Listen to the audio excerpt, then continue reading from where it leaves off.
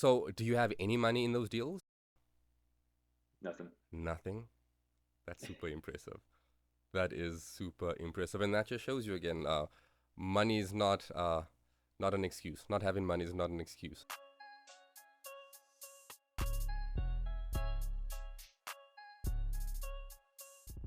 Welcome to the Building Wealth Through Real Estate podcast, where we talk all things real estate investing, demystifying the investing process so that you can start growing your real estate business.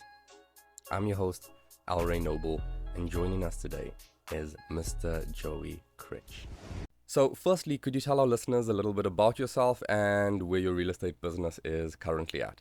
Yeah, for sure. My name is Joey Critch. I'm 23 years old and real estate investor. Our business currently, we are at three rentals and one flip. Currently living in the flip. Um, Looking to expand our rental portfolio and also looking to take on another flip within a couple days, hopefully. And for the new flip that you take over, are you going to be moving into that one as well, or are you just staying put where you're currently at? Nope, we're staying here. This one, expected holding time was about March month when we were going to be finishing this one. Just line it up with the hotter market so we could sell it at a better price and we won't be holding on to it on the market for so long. That makes sense, and it's less moving around as well. It gives you a little bit of stability staying there a little longer as well. So, yeah, makes a lot of sense. Yeah, Yeah, I know the missus, she's like, she doesn't want to move too much. So, absolutely. Yeah, the packing, unpacking, it's a whole process. Yeah. So let's backtrack a little to how you got started and your journey to this point. yeah, for sure. How we got started in real estate. So, Ken's my fiance, and I have met 4 or 5 years ago now. She'll probably hit me for not knowing the Don't date, but forget.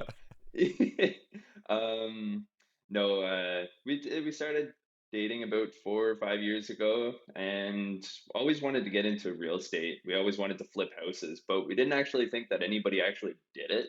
We kind of thought it was more of like a reality TV show, HGTV type deal. Like never really thought anybody did it for a job, right? Yeah. But always kind of wanted to do it. So talked about it for 4 years. It was always just like, oh, that property would be fun, just blah blah blah, right? Just watching the shows and whatever.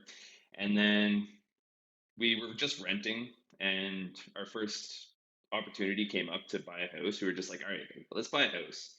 And we were just like, let's buy a house that we can kind of make it our own and flip, just as we always wanted to do.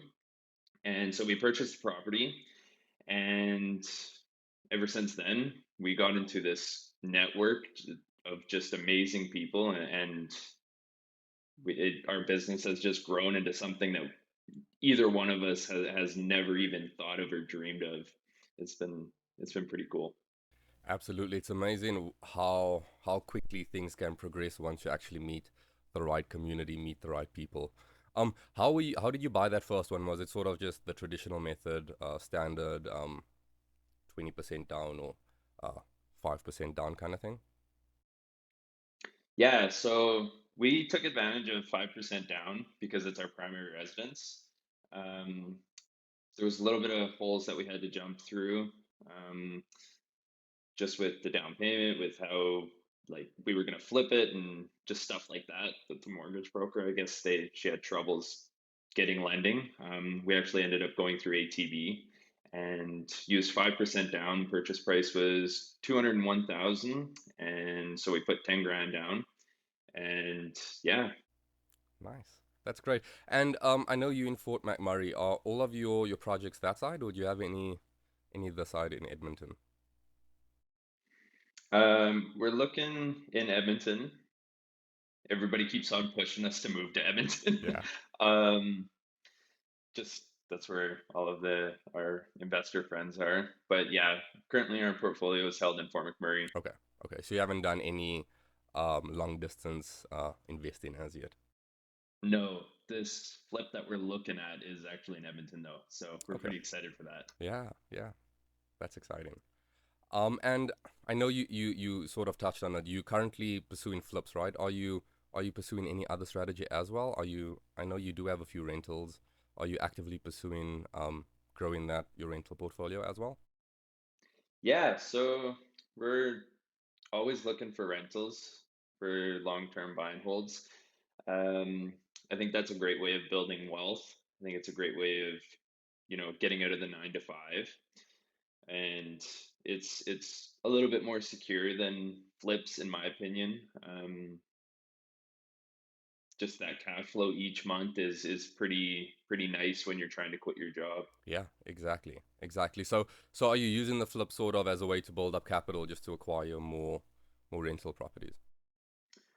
I'll be honest, we didn't have a huge game plan when we purchased our first property. Yeah. It was just kind of like, it's cool, let's get Let's it, get let's in. buy Yeah. it. Yeah. And I think that that's a huge advantage that we had, not knowing anything and just jumping in. A lot of people, they might be scared of that, but I think it was something that really helped us, honestly, because a lot of people, they get that, correct me if I pronounce it wrong, analysis paralysis, That's it. uh, where where they just try and learn and learn and learn, but they don't do anything. And action is, from my experience in the short amount of time that we've been in the market, action has been the only thing that has helped me, well, helped us, sorry. 100%. I completely agree. Too many people spend a lot of time just trying to strategize and trying to get everything perfect, but don't actually take the action. Imperfect action is a much better way to go about it. Is jump out of the plane and build your parachute on the way down, kind of thing. It gets you to your goal a lot quicker, and it gets you started. And that's the best way to actually learn is to just get started in it, though. Um, Yeah. are you analyzing properties daily? And if so, how many are you analyzing in a day? Yeah, I actually do. We try to. Some days are a little bit busy, so Yeah. we skip out, but we look at flips every single day, and we look at rentals every single day. Um, at this point, we've analyzed enough where Ken's and I have analyzed enough where it's probably, you know, takes 5 minutes to analyze a rental property just to see if it cash flows. Doesn't mean it's a good property, but we're still, building that mechanics and building that muscle memory, right? And then flips, it takes a little bit longer to analyze, but yeah, we look at flips all the time, driving through properties and like, okay, this could be a potential property, and then even on MLS too, right? Yeah, yeah, exactly. And if you had to sort of put an average on that, just for our listeners, just to know if they actually analyzing enough deals, if they've been active enough at looking for deals, what would you say you average a day on a good day, on a normal day? Um, So I'll wake up and I'll probably analyze about like 5 or 6 rentals, 5 or 10 rentals, and then I'll, if there's a flip on the MLS, then I'll analyze that. But yeah, 5 to 10, I would say Okay, that good. I do at least. Yeah, yeah, perfect. And what sort of things are you looking for when a potential deal crosses your path, though? Like, what are the boxes that you check? Like, if you're looking for I know you actually spoke about this morning. You have a um, sort of a calculator that you use for your rental properties, right, to analyze them. And so, with rental properties and with flips, what are the sort of what's the criteria that you're looking for? Just the big things to see if it's even worth your time digging in deeper, going to view the property, that sort of thing. Um, Here in Fort McMurray, it's I kind of narrow it down. So my process on how I do things is I'll look at the area first. That's the first thing that I check off my list. So there's a specific area, and that's Timberley and Thickwood, Okay. Parsons Creek, anything that's north of the Athabasca River in Fort McMurray. I don't look at anything downtown or anything like that. It's just not a good crime area and income, just that sort of thing. So from there, we'll look at price. Um, we'll narrow it down to anything that's under probably 500,000, 550,000, and from there we'll go into the actual property itself and see if it actually cash flows. We'll see if it's a suited property. We do like suited properties. Yeah. We have one, but granted, there are pros and cons against that. We can dive into that if you'd like. Yeah. Um, yeah, so from there, we'll look and see if it cash flows and see if there's any updates that are done to it. If there's, I don't know, what else do we look at? Kind of the tenant profile that we're going to be looking for, because there's certain areas, even in Timberley and Thickwood, that I probably wouldn't look for. We try and stay away from duplexes and condos and townhomes just because of the HOA fees. Um, for flips, we look for basically anything that's in a foreclosure here. Um, Mobile homes, surprisingly, are a hot kind of property here. Okay. I know that a lot of people in Edmonton, they stay away from mobile homes, and I do understand because I have seen their market and it's very trailer park. Yeah. But here, there's actually a specific neighborhood that you own the land, and so there's no condo fees, and we the neighborhood is actually very well kept up, and people take a lot of pride in the neighborhood. So you can just tell that by driving through it. Surprisingly, the ARV on mobile homes is approximately 530,000, 550,000 on average. Wow. That's a lot. Yeah, Yeah. Yeah. it's quite surprising. So it's pretty cool the way that we've noticed it, because banks, they don't like mobile homes, right? Yeah. So they'll come in with a foreclosure on an appraisal at 200,000. And so right away, it's in about $100,000 spread. Um, and for a mobile home, it's manufactured homes, so there's no foundation. There, you don't have to worry about sump pumps. You don't have to worry about huge repairs in the foundation, anything like that, right? We're basically furnace, hot water tank, and drywall. That's a big expense. Drywall for mobile homes, because it's vinyl, it's like $90 a sheet. Yeah. Yeah. And correct me if I'm wrong here, but being in the insurance industry on my 9 to 5, I've noticed that mobile homes, they sort of lose their value, they depreciate over time. The replacement cost goes down, like the coverage that you get on it goes down each year versus like on your actual home, each year the replacement cost goes up on that, hey? So if you're holding it long term, you sort of do you see the appreciation? I know the land itself would obviously appreciate as well, but um for like long term hold, do you know? For long term, I probably would stay away from mobile homes. Um, they have taken a hit here in Fort McMurray since like 2008, but everything has, right? Um, but yeah, condos and townhomes and mobile homes being within that market, or within that criteria, has taken a hit. Okay. Okay. Yeah. And what process do you use to go about like determining if a property will cash flow and if it's a good buy? Now I know you touched a little on that, but if you could just dive in a little more on determining the cash flow. I know you have your sort of calculator. I'm guessing you plug it in there and it makes that process a whole lot easier. But just for people listening out there, what would you recommend? That they find a good calculator and then just work with that? Yeah, so there's a lot of good calculators online. There's some that you can pay for, and there's some that you don't have to pay for. I built my own when I started, just kind of YouTubing the formulas and such. Um, so if you like that, then it's in my bio on Facebook and Instagram in my link tree. Um, it's for free, so go ahead and utilize that. The process that I use is just basically, like you said, just plugging in the numbers. There's step by steps that I use. So name, price, blah blah blah. So we'll go to the purchase price. And then from there, we'll go to the down payment and the repairs that need to be done on the property, if any. We try and um, we try and target turnkey properties just because I don't want to be putting a whole lot of money into it at the beginning, just basically the down payment. But from there, we'll go into the rentals, the rents, and then from there, we'll go into and edit the vacancies, maintenance, capex, and repairs and such, and see the insurance, taxes.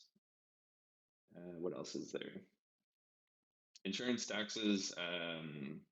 If we're going to include electricity and gas, some people they like it. Some people they don't mind. Water and sewer. All of the expenses that come with the property. From there, we'll edit the interest rates, and it'll tell us the mortgage paydown for the first year, how much we're paying for interest, and how much we're paying for principal. From there, it'll tell us our cash flow, how much equity that we have in the property, what the property is actually validated at, and just everything like that. I got it categorized, so it's Yeah. a very simple process. Okay. And how are you going about determining your rents? Are you like looking on Facebook to see what current rents are, something along those lines? What resources are you using to get an average for what the property could rent out for?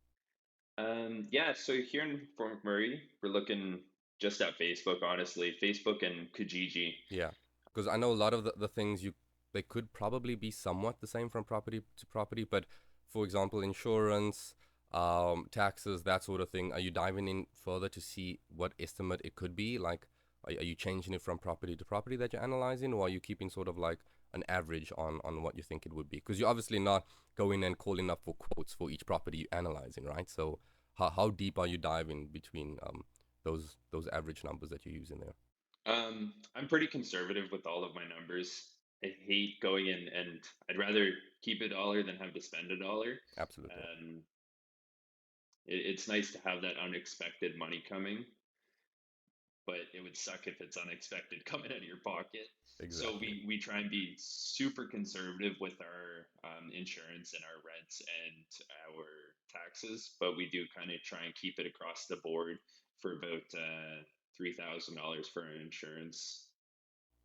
Okay. And speaking of insurance, are you trying to avoid the high flood zones when it comes to buying, especially buy and holds, just for the increase in the insurance cost, of course? Is that a factor that you consider at all? So the area that we actually target in Timberley and Thickwood and the north of the Athabasca River, there's no flood zones, so we don't have to worry about that. That's Perfect. all downtown. Perfect. Insurance is actually quite a bit higher here in Fort McMurray than it is in Edmonton. So that's something that you have to be mindful of Yeah. because of the natural disasters that have happened here. Yeah. The fires, the floods, that sort of thing. No, yeah, that's one thing I've noticed.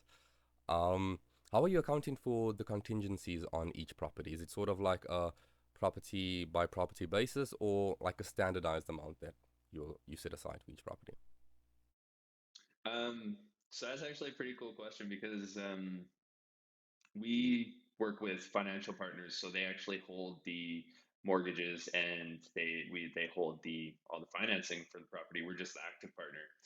Um, we work with a partner that uses a very unique strategy, and I thought it was super cool.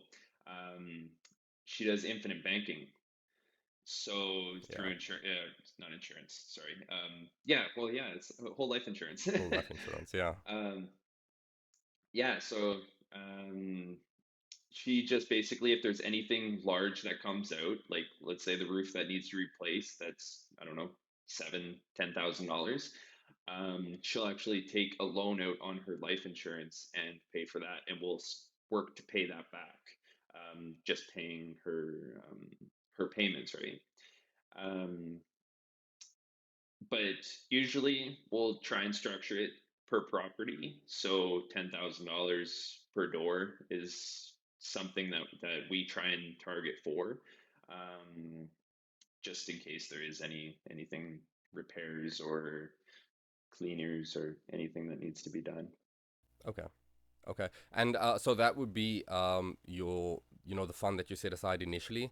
What are you accounting for to sort of replenish that? Do you take into consideration like the age of the home, the recent renovations, that sort of thing, or is it sort of just like a standard percentage on the rental income? Um, it we kind of do take into consideration the age and the updates of the home because we're not going to be putting $1,000 into it if the furnace was just replaced. Um, Ideally, it would be nice just to have that sitting there just in case, but um, we do look at an average percentage over the gross income of the property. I do want to dive in deeper later onto your rentals because I have seen quite a bit of your posts on social media about that. But we'll save that for later on in the video. As well, you're speaking about the whole life insurance, the infinite banking. I'm actually gonna have Chris and Roxanne on in 2 weeks' time, and we're gonna deal with that and how that you can tie that up with the real estate investing. So I'm super excited for that as well. I was gonna plug their name into it, but I didn't know. Yes, you can reach out to Chris and Roxanne. They're all about that. I'm super excited for that episode. Yeah. So what's the biggest challenge that you've had when it comes to managing your rental properties, and how are you able to overcome them? People. It's it's huge. How do I pronounce this? It's a lot for me to. It's very mentally draining for me to have to manage people. um, Read a lot of I try and read a lot of books. One being How to Win Friends and Influence People. Great book. Um, it's been a huge help for me to you know dealing with contractors, dealing with the cleaners, dealing with the tenants itself. It's been yeah, people is definitely up there. Okay. And you fully managing them yourself, eh? You don't outsource any of the managing. Yeah, yeah. Okay. Ken's actually deals with a lot of the tenants and that because like I said, it's very mentally draining for me to Yeah. have to do that. Yeah. Yeah. Yeah. From the looks of it, it seems like you more the hands-on type, so you handle a lot of the repairs, that sort of thing. Yeah, so we actually do outsource the repairs on the rentals and the cleaning on the rentals. Okay. What would you do differently if you were to be starting from scratch? From 4 years ago, when we first wanted to get into it, talk to people in your network. I really didn't understand how much your network is your net worth. Like it's insane how Yeah. much people can help you. And it's not even just, capital or connections. It's that momentum too. It's that confidence and courage and to have that, you know, to see like, oh, this actually is something that I could do.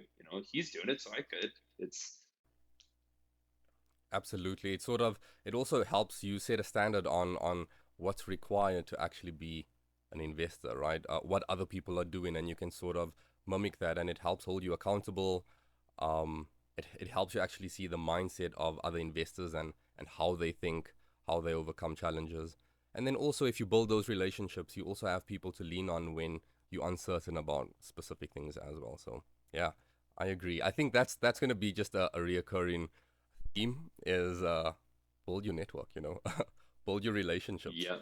Yeah, yeah, And absolutely. start a CRM. Start your contacts list right away. It's nice to build those systems in place when you're first beginning. Like we've only been investing for 4 or 5 months, but we've started um, writing down and building a spreadsheet and building a CRM of everybody that we've communicated with, what we talked about, what their interests are, what their what they could bring to the table and what we could bring to their table, Yeah, um, and what their long term goals are, because you never know how you could connect them with somebody else. Absolutely. That's a great idea. Could you dive in a little deeper? How do you go about managing that CRM? Are you like as soon as you speak to someone, if it's over the phone, are you just going in, updating that? Are you doing it every night or every few days a week? How are you managing keeping up with the system and keeping it up to date? Um, so yeah, we basically do it after we have a conversation. Um, we'll put in their name, put in their phone number, put in how we met them, the date that we met them. We'll try and do it right away, so then it's like, you know, usually if it gets pushed to the back burner, then 4 or 5 people build up, then 10 or 12 people build up, and then your system breaks at that point, and Yeah. Yeah, exactly. I think the key to that is staying up to date and staying consistent with that so that you can actually fully utilize the system. Because it's easy to set it up, but the hard part is actually keeping it going, right? yeah, you got to build that muscle memory, right? Yeah, yeah, exactly, exactly. Um, and I take it you're doing the same when you go out to networking events, and you're speaking to multiple people. When you're done there, it's sort of just trying to update all of that, add all of that in before you lose it all, kind of thing. Yeah, that's a little bit difficult when we reach networking events because Yeah, we meet so many people, so it's like an exactly. hour probably updating profiles. But yeah, so sometimes it does get slacked off to the next day or whatever, but a huge thing would just be to keep on top of it for me at least. Okay. And then how often are you like reviewing it, like actually going through the spreadsheet, reading through what your conversations were with other people, what their goals are, to try and see if you could sort of bring value there? How often do you actually go and review that?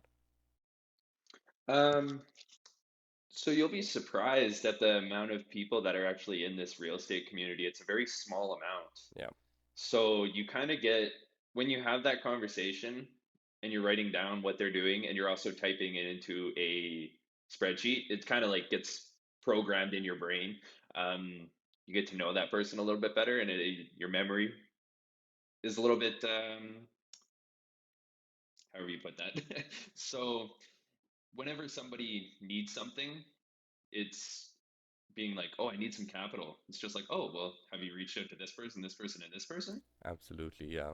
Yeah, I think just keeping track of it sort of ingrains it and helps you retain all of that anyway. So, yeah, you have it to refer back to, but most of the time you probably don't even need it. But yeah, I agree with you. The investing community is not as big as uh, and as daunting as most people would think. Um, and there's always enough opportunities out there. So people may think, no, there's too much competition. I'm not gonna be able to compete with all these seasoned investors. But um, as soon as you build those relationships, you find that it's less about competing and more about collaborating and coming together and supporting each other. And there's enough opportunities for everyone. Yeah, that's 100% right. Everybody Yeah, wants to help you. It's nobody's trying to step on toes here. exactly, exactly. Exactly. Now, I've touched on this, but I just want to bring it up again. Is that I've noticed that you're very hands-on when it comes to renovating and repairing your properties. How much are you doing yourself, and how much are you outsourcing? I know you said on the rentals you sort of outsource a lot of those. Are you specifically just working on the fix and flips? And where do you decide what's out of your scope or what's something that you won't bother touching or learning how to do, and rather just getting someone else into to work on that? Um, so with the rentals, it's a lot to do myself. Yeah. It's not that I'm not willing to do it, or it's not that I don't want to do it, or don't. It's just I don't have the time. Yeah. So if there's two properties that need to be repaired and that take, 50 hours or 40 hours to repair, I just don't have that time to do that with networking, with working on my own flip. So I'm working strictly on my flip, Okay. doing everything. My dad has helped me a significant amount. He's built a house in just outside of Edmonton for the retirement home, done numerous amount of renovations in his primary home. So he has quite the idea on kind of being like jack of all trades. Yeah. Um, so, but yeah, other than that, YouTube has been a savior. YouTube knows everything. Absolutely. You'd be surprised about what you can learn on YouTube. Yeah, yeah, definitely. Yeah, because I've noticed you're quite hands-on there. But I guess long term, as once you start scaling, you probably have to outsource a lot of it because you won't be able to do it all yourself. But it's also a great way just to save on some cost, right? Some renovation cost as well. Yeah, yeah. It's been a huge reason why we got into the market because us being 23, we don't have $100,000 sitting in the bank, strictly for renovations. Full transparency, we started with like 30 grand, 10,000 for the down payment and 20,000 for the holding costs, or for the initial renovations costs. Yeah, We've just been taking it out of paychecks basically each other week, and paying for more supplies or anything like that, and just doing it when we have the chance. But it's been a huge reason why we can jump into the market, and it's been a huge jump from, rather than making, I don't know.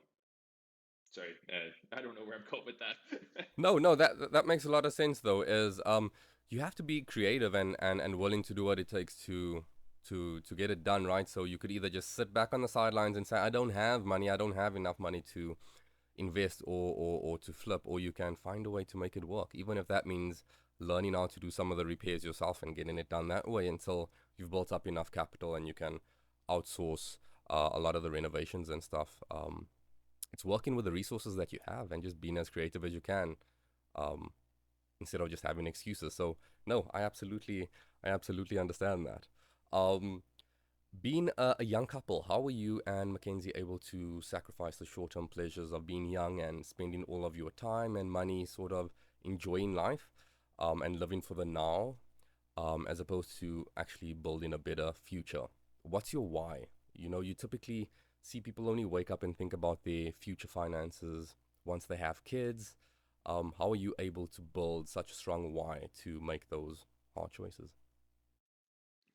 um, a big reason why was because we seen how people here in Fort McMurray, they work their entire lives, Yeah, being away from family members. And that's something that I've told my fiance Ken's ever since we been together, being like, I don't want to work away from home.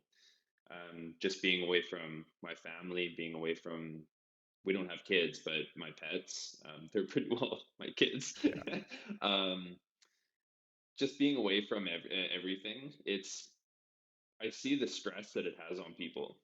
So that's been a big reason why we started to do this and why we wanted to be self-employed.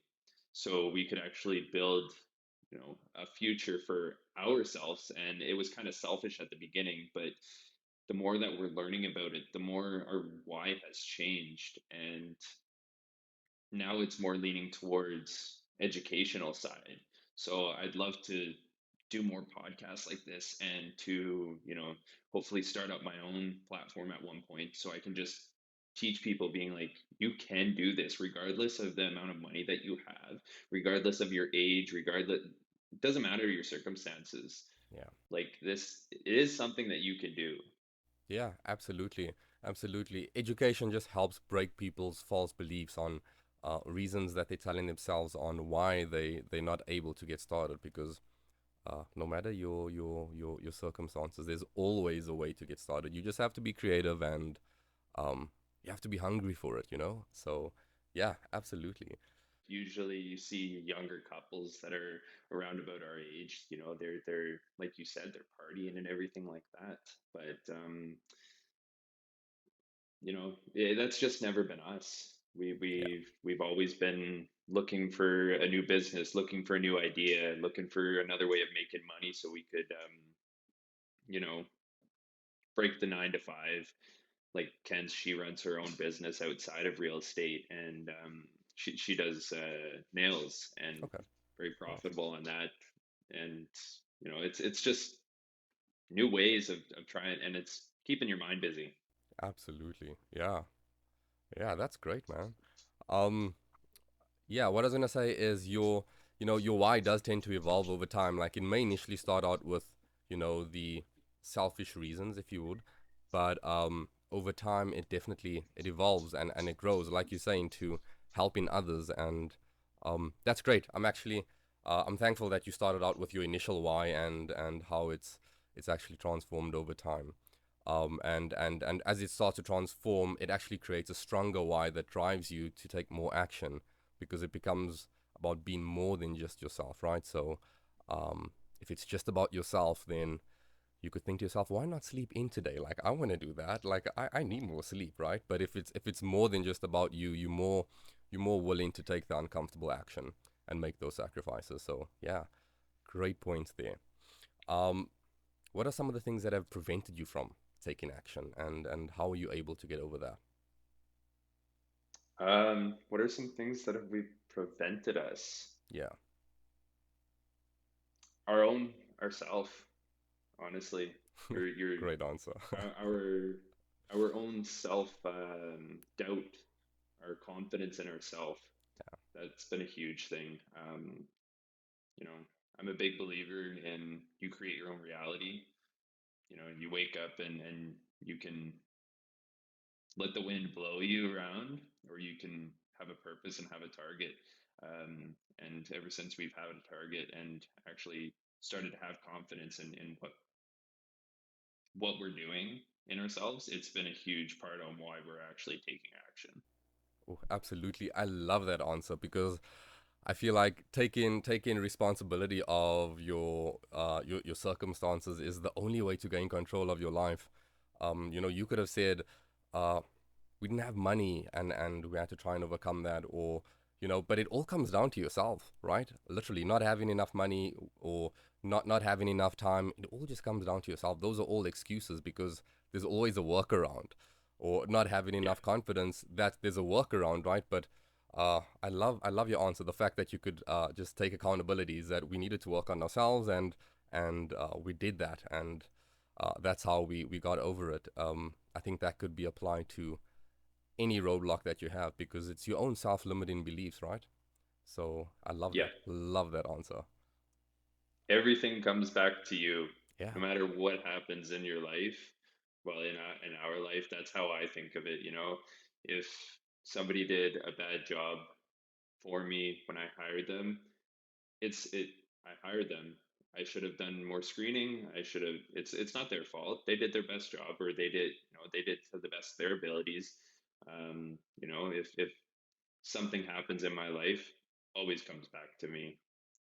absolutely. That's the only way you gain control over it, because if you relinquish all of the responsibility onto other external factors, you have no control over that. So taking responsibility for it all is the only way that you can figure out how you can do better next time, or how you can overcome the challenge that you're currently facing, and be creative just to find a way around it. So yeah, absolutely. I love that answer. How have you gone about putting your real estate team together, and what advice do you have for others? Um, Comes back down to your network. Um, Having people to say, hey, who do you use for an accountant? Who do you use for a real estate agent? Who do you use for this? It's like, well, you can kind of see, well, nobody's really using this guy. Why would I use him?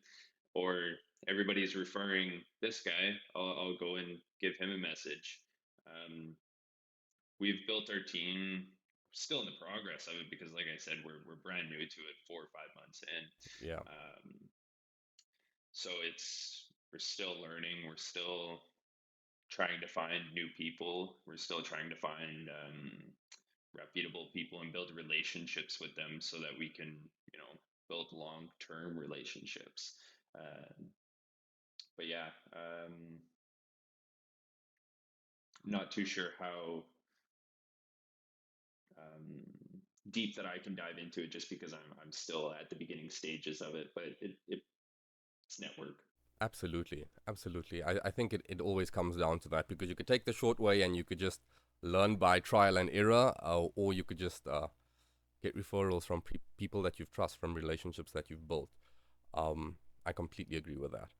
Um, Yeah, being in Fort McMurray, I think you'd have a unique perspective on this. So, what would the key mistakes be that someone can make when choosing their market? Because of course, your market's quite unique to Edmonton itself. So, I'm keen to your perspective on this. What are the key things that you look for to try and avoid when you're choosing your specific areas? Um, yeah, a lot of people they'll frown upon the Fort McMurray market just because of how oil is, and it's basically a stock. It goes up and down like crazy. Yeah. We've been through that many natural disasters, and it relies a lot on the oil sands, whether they're hiring or they're not. It's a big commuting town. There's a lot of people in and out, so a big thing that I think that we've noticed at least, is the amount of people that are coming to the town and for what reason. For us, it's specifically work, but a lot of people they're coming to Edmonton for different reasons. They're coming to Calgary for different reasons. They're coming to Vancouver for different reasons, and these bigger cities, right? Yeah. And that's kind of why we're transitioning our attention towards Edmonton. Okay. Okay. So it's essentially finding out the reasons why people are coming into your market and then sort of narrowing down um areas to avoid. How would you go about that? Is it just, are you looking at like the basics that people look at, like the crime, maybe the lower income areas, that sort of thing? What's your strategy when choosing a market? Because I feel like um, there's opportunity in any of those areas, right? You could there's a possibility to make higher cash flow, but then your tenant profile might not be the greatest, and your vacancy and your repairs obviously go up there. Or you could choose the higher end market where I think you sacrifice a little on cash flow. Correct me if I'm wrong, but um, what are you looking at avoiding more specifically when it comes to choosing the areas? Because I know you have your areas dialed in already. What's your reason for choosing those areas? And are they different when you're looking at your rental income properties versus looking at the flips, or do you just stick to those areas for both your rental properties and your flips? At least within Fort McMurray right now. Yeah, yeah. So we kind of reverse it, right? We look at who do we want to be in our property, and then from there we say, okay, well, we're looking for either, let's say, commuters, or we're looking for families, or we're looking for younger couples. Here in Fort McMurray, there's not a big university, so you can't really dial towards younger couples because they'll kind of go wherever they want. But Yeah. we look at more the nicer areas in Fort McMurray. So we'll look at what kind of tenants do we want, and then from there we'll go and see the properties. Okay. Okay. Do you mind me asking what your ideal tenant would look like? Yeah, yeah, for sure. We're looking for families. Um, anything that's, one kid, two kids, anything like Okay. that. Try and stay away from the commuters, because here in Fort McMurray, they're more looking for single rooms. And, you know, we've actually haven't renewed the lease with. We had a house that was rented out individual rooms, 4 bedrooms, and it was a little bit much to be people's mother. Yeah. um, to have a schedule on who's mowing the lawn, to have a schedule on who's cleaning the bathroom, it kind of came down to us rather than them being adults and Yeah. figuring it out themselves, because there's been a few times where tickets have came in the mail and being like, hey, yeah, you got to cut your grass.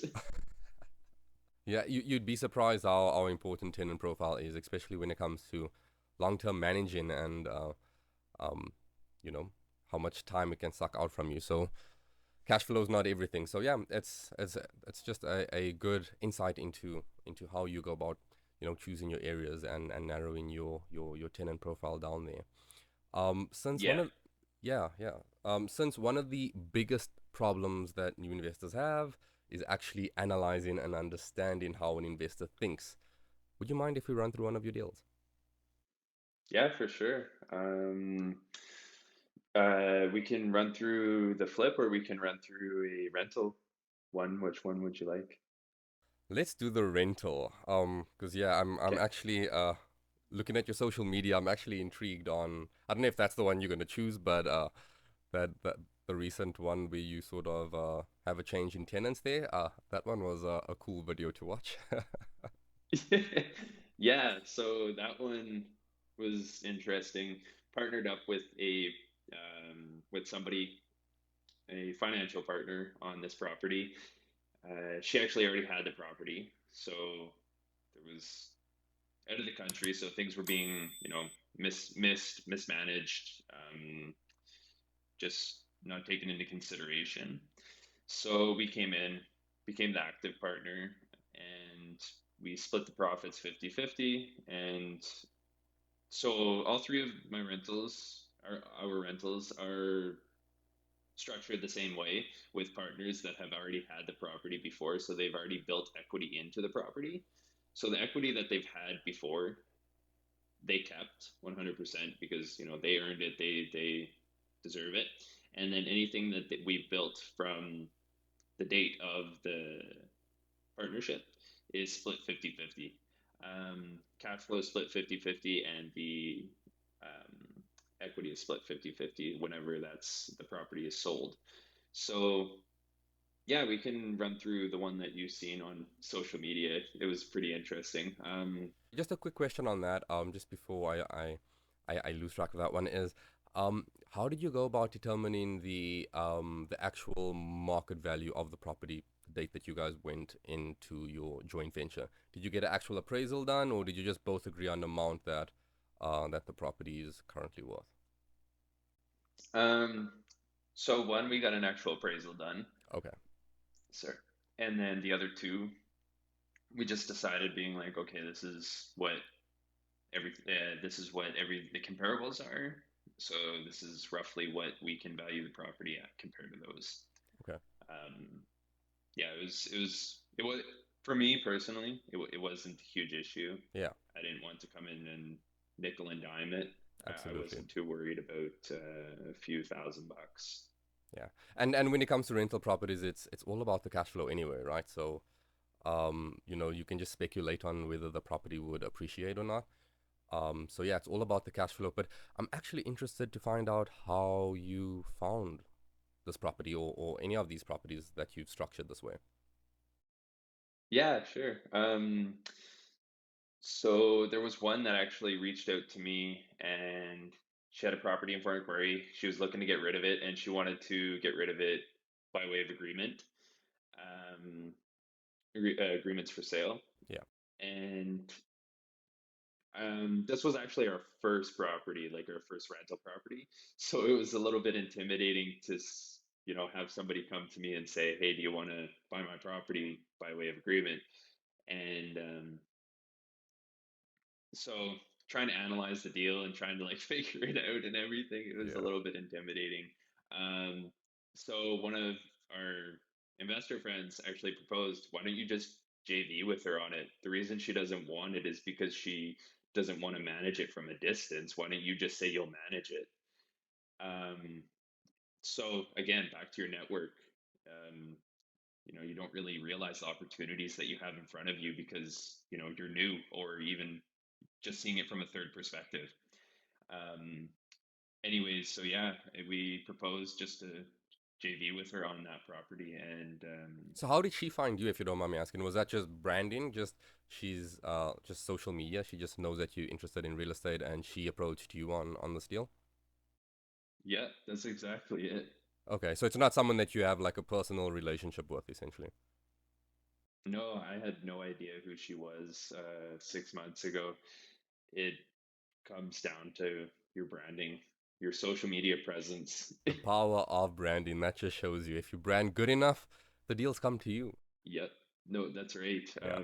The amount of opportunities that we've came across, that have came to us, not that we've came across, that have came to us since we've, you know, because ever since we started posting on social media. Yeah. Ken's always wanted to start a TikTok of us flipping the house. So that's what we kind of started doing. And then once we started networking, it just, went from there. But yeah, social media presence is a huge thing on why we are here. Yeah, yeah. I think it's truly underrated by some people. Can you run us through the numbers on that deal, on the recent one? Yeah, yeah, for sure. That one's not.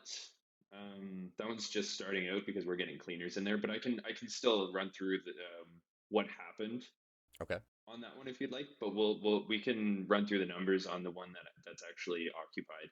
Yeah. Um, so that one's a suited property.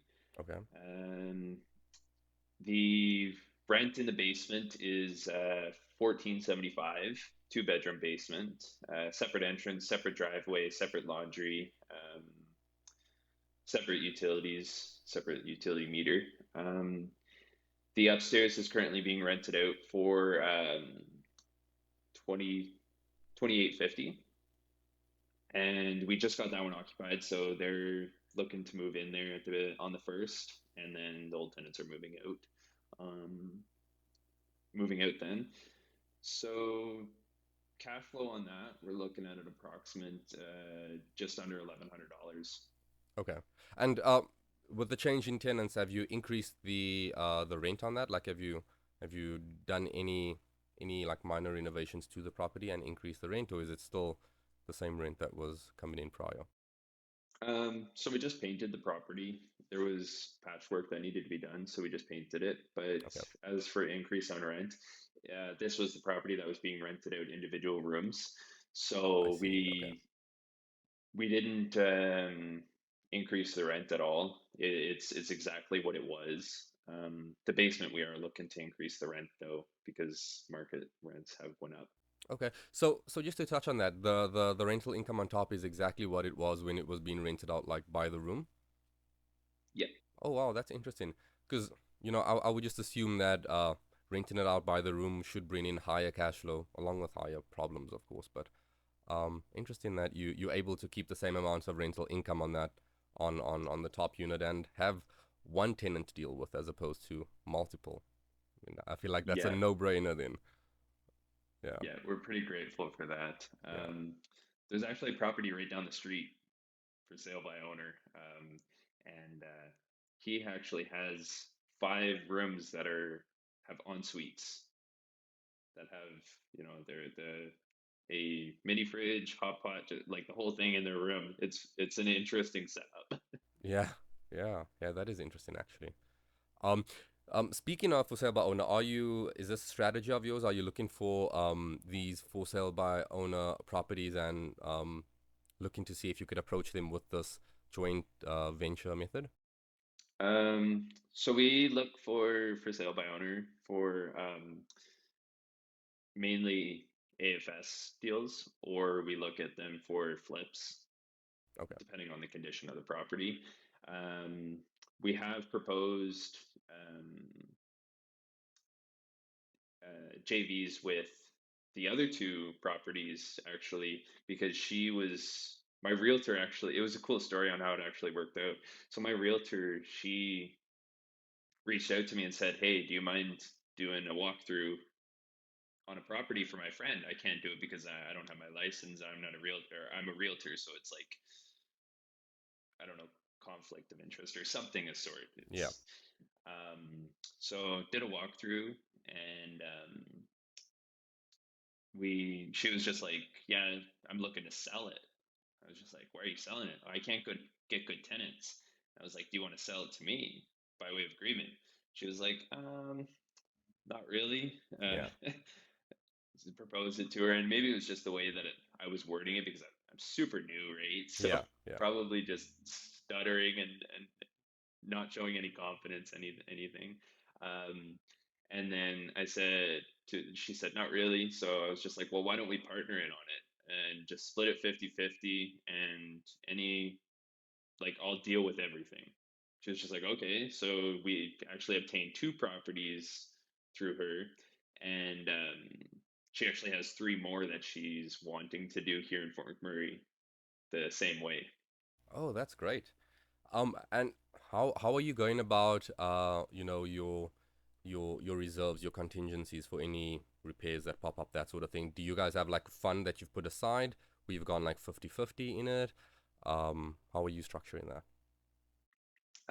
That's on her, Okay. 100% financial partner. Oh, okay. Okay. She she had those pre-existing since I came in. I see. I see. And then you guys are just taking a portion of the rental income just to keep that going. So, do you have any money in those deals? Nothing. Nothing. That's super impressive.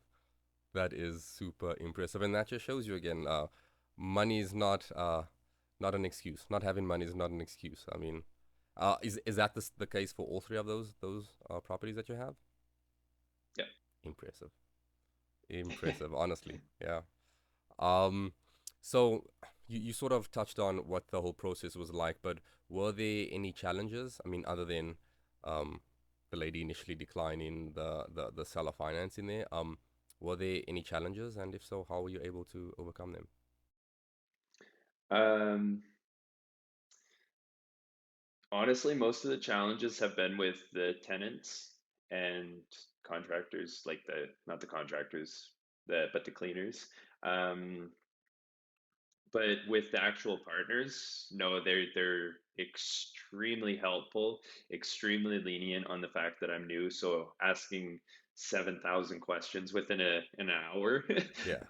they're pretty generous on the knowledge that they share, and yeah, pretty patient with the fact that things are might be taking a little bit longer than if somebody was experienced doing it. Are all of them out of Fort McMurray? Like, are all of them like long distance investors, or are there any that are in but just don't want the hassle of managing the property? No, they're both out of Fort McMurray. Okay, that's a great strategy. That's a great strategy. Looking back on any of the deals, is there anything that you would have done differently? Um, I don't believe so, honestly. Okay. I'm pretty new, so it's still we're still gaining more properties. So the more properties that we gain, the more that we'll learn on, oh, we could have done this differently. But Yeah. as of right now, I think the process went pretty smoothly between everybody. There wasn't many hiccups, just the declining of the AFS deal. But I don't think that that was a hiccup. I think that that was just an opportunity presented in a different way. Exactly, exactly. You say the one hiccup that you have had has been with getting the tenants. How are you or are you able to actually change the tenant profile? Because I mean the property's there. You're not able to change the location. Is there anything that you're doing to sort of market it differently to a different kind of tenant profile? Um, just the Okay. pictures, the advertisement, and price, surprisingly, um, and also the screening process. So we have a pretty extensive screening process on, you know, how we choose our tenants and their occupation and their uh, history. So yeah. Perfect, perfect. Um, Another part of building a successful business, and we've touched on this, is building your brand. What are some things that you would keep in mind if you were starting over from your brand, or just some tips that you may have for people looking to get started in building their brand so that they can have people approach them with possible deals like yourself? Document everything. Yeah, Everything you should document, right? Like you should be um, well, me personally, I document things out of real estate life because people, they'll probably get pretty bored of just watching real estate. If you're yeah, more targeting, you know, potential JV partners that aren't into real estate, they may be interested in what you're doing, but um, they don't want to be bombarded with just real estate stuff. What do you find personally that you do to sort of change it up, so that you're not just posting about real estate? Um, so I have a dog, so I'll post that we're going for a walk, or I'll just post him doing a trick or Okay. something like that. I'll post, just a quick video of a coffee or just a selfie video or a selfie picture of me and somebody else having a networking event, and then just in the captions, I'll just say, "Had a great chat with so and so. We talked about real estate." Yeah. No, those are great tips, and I feel like it also just makes for a more well-rounded brand and helps you become a little more relatable to other people, because some of your partners may not be people that are actively investing. They may just be people who know that real estate investing is a good idea, and maybe that's where they should be putting their money, but they're not interested in learning everything around real estate. So, um, being relatable, I definitely think is an important factor. So that's a great tip. What advice? Now I know you pretty new, but what advice do you have for someone trying to scale their real estate business to the next level, even if that is from not taking action into where you currently are today? What advice would you have? Um, a big part of what's limiting us is time management. Um, well, what has been limiting us. So basically, setting priorities on what you should be doing today and what could be done next week and what could not be done at all. Um, I what's stopping us a lot is the fact that we're working in the business and not on the business. So we're fixing this flip ourselves and we're doing it ourselves. So that creates a lot of hours restricted from networking, from talking to other contractors, from looking at other deals, from handing out flyers for other deals at properties or just anything of sort. So time management is a big portion. Oh, absolutely, absolutely. I think it's sometimes undervalued because you have a limited amount of time and you need to use it as effectively as possible, right? So I completely agree. And it's also finding that balance of working in your business and on your business, and not neglecting working on your business. I'm not sure if you've read the E Myth, but it's a great book on that itself. So if you haven't, check it out. Have you? No, I You haven't. I haven't? definitely Yeah. will though. Check that out. That's a great book.